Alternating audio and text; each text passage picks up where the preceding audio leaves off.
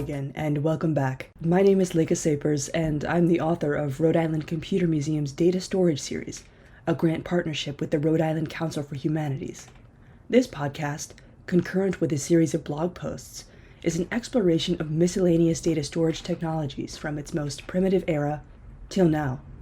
To learn more, visit the Rhode Island Computer Museum website at ricomputermuseum.org. For my blog posts, visit that same website and search for data storage when prompted. But for more about me, visit lekhasapers.github.io. Again, this is Lekha Sapers, and let's get started today learning a bit about Jaz drives.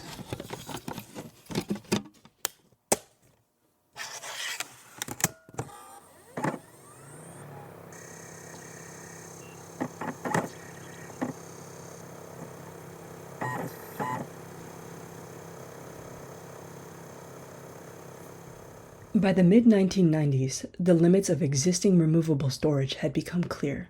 Floppy disks were hopelessly small, and even the 100 megabyte zip drives that had revitalized the market were beginning to feel cramped under the demands of multimedia production. In 1995, Iomega introduced the Jaz drive, a bold attempt to push removable storage into the realm previously occupied only by internal hard drives. With an initial capacity of 1 gigabyte per cartridge, an almost unimaginable future for removable storage at the time, the Jaz drive wasn't just an upgrade, it was a redefinition of what portable storage could mean. The development of the Jaz drive reflected a strategic engineering pivot. Rather than refining flexible magnetic media as earlier formats had, Iomega's engineers essentially miniaturized a hard disk drive into a self-contained, removable cartridge. Each Jaz disk housed a rigid magnetic platter, read by precision heads operating within the cartridge itself. This design gave the Jaz drive access speeds and data transfer rates far superior to earlier removable media, along with higher reliability against physical shocks and environmental contamination. Error correction algorithms, refined from earlier zip drive experience, further enhanced data integrity. In practical terms, the Jaz drive offered internal hard drive performance in a portable, swappable form, something no previous consumer storage medium had accomplished at this juncture. The Jaz drive debuted commercially in late 1994 with broader availability through 1995, and it found an immediate audience among power users. Graphic designers, video editors, engineers, and small businesses dealing with CAD files, large image libraries, and early digital video workflows quickly adopted the drive as an essential tool. The timing was ideal. Personal computing was transitioning into multimedia-rich environments, but high-capacity internal hard drives remained expensive and difficult to back up. Jaz drives offered a way to move and safeguard large files without needing enterprise-level infrastructure. Iomega was quick to recognize the competitive advantage and continued to iterate. In 1998, it released a 2 gigabyte version of the Jaz drive, doubling the original capacity. However, compatibility was an early challenge. First-generation drives could not read the newer 2 gig cartridges unless firmware upgrades or new drives were installed, a fragmentation that would later complicate the product's lifecycle. Nevertheless, for a few years, the Jaz drive maintained a strong position as the go-to removable solution for serious users who needed both size and speed. But success carried the seeds of future problems.